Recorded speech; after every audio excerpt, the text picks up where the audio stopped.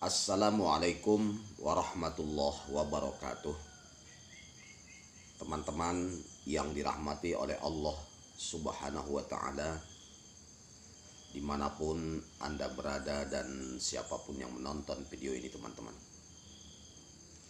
Semalam saya diundang oleh seorang pasien di Medan ya, untuk meruqyahkan anaknya. Saya sengaja diundang untuk meruqyahkan anaknya. Anaknya kebetulan ada dua, satu laki satu perempuan ya, dan masing-masing sudah tamat sekolah SMA ya.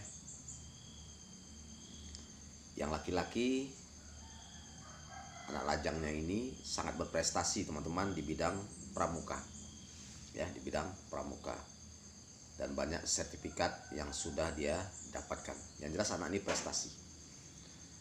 Kebetulan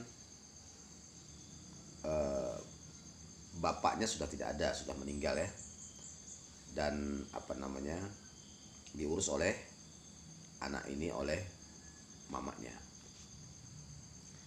Nah, atau ibunya ya, ibunya atau mamanya ini berharap kepada anaknya laki-laki ini, nah satu laki satu perempuan, ini yang laki, sangat berharap agar anaknya ini menjadi orang yang sukses ya, karena dilihat dari bakat dan prestasinya. Namun anak ini selalu menghindar dari perkara-perkara itu. Bahkan dia lebih memilih pekerjaan di kafe-kafe kopi ya, barista. Dan anak ini teman-teman yang jelas tidak mengikuti kehendak orang tuanya. Jadi dianggap sama ibunya atau mamanya ini, anak ini perlu diruqyahkan, seperti banyak yang aneh pada dirinya. Dia punya bakat, punya prestasi, tapi kenapa tidak mau ke situ arahnya. Yang jelas harapan besar bagi seorang ibu ya, agar anaknya menjadi orang yang berhasil atau sukses. Nah teman-teman yang dirahmati oleh Allah Subhanahu wa ta'ala, ditambah lagi anak ini melawan ya sama ibunya, seolah-olah kesannya keras. Jadi akhirnya saya diundang untuk meruqyahkan anaknya.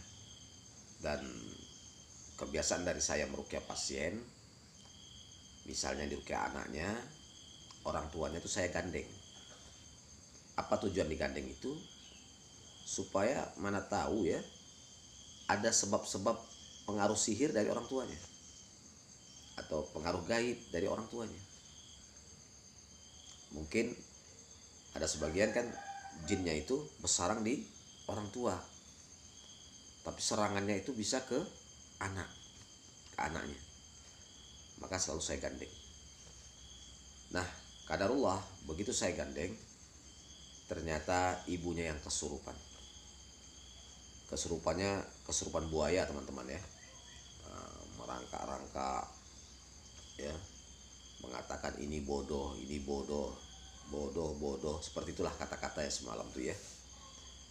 Nah, lama prosesnya, hampir juga bisa dibilang 40 menitan lah ya. Alhamdulillah sadar. Baru saya selusuri masalahnya, kenapa dia bisa ada jin buaya.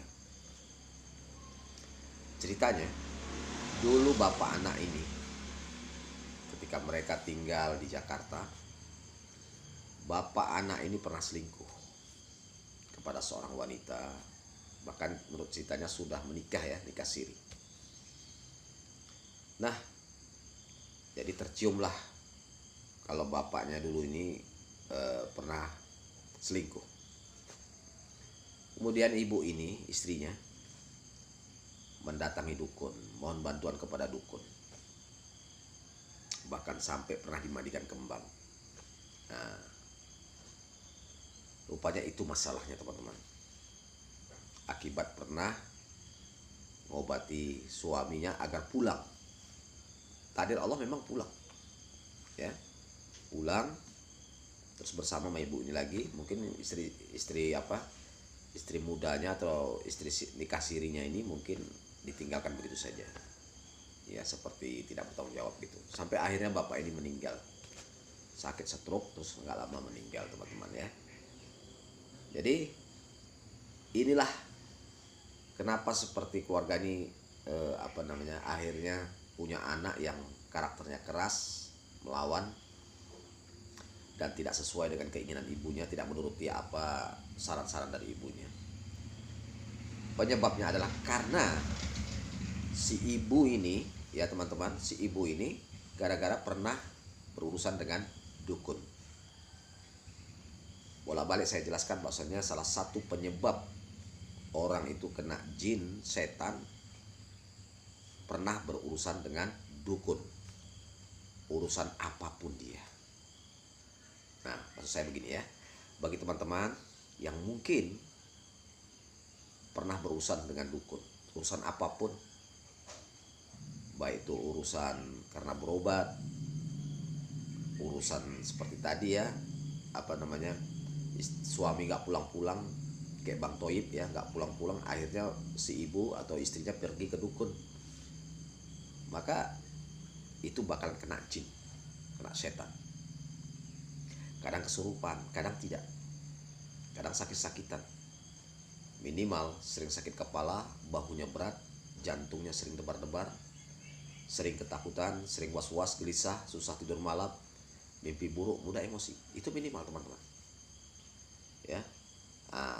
Atau urusan pernah minta pelaris, kalau dia berdagang minta pelaris, ini bakal kena. Bagi siapa yang pernah berurusan seperti ini bakal kena teman-teman ya. Bisa sakit-sakitan, bisa kesurupan, minimal tadi sakit kepala, bahu berat, jantung debar-debar, ketakutan, was-was, gelisah, susah tidur malam, mimpi buruk, mudah emosi. Ini jadi sebab urusan apapun dia, supaya dicintai orang, supaya disayangi orang, supaya orang kasihan nengok dia, terakhir dia pergi ke dukun.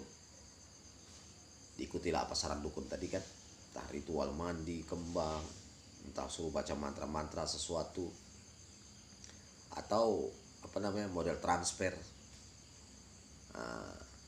Ini bakal kena teman-teman ya. Oleh karena itu jangan berurusan dengan dukun, apapun urusannya teman-teman, tinggalkan, saya bilang ya, tinggalkan. Gak ada istilah Pak kan ikhtiar, usaha. Teman-teman, ikhtiar itu ada yang boleh, ada yang tak boleh, ada yang halal, ada yang haram. Berurusan dengan dukun, berikhtiar dengan dukun haram.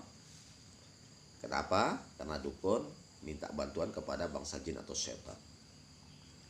Nah, itu masalahnya ya teman-teman ya.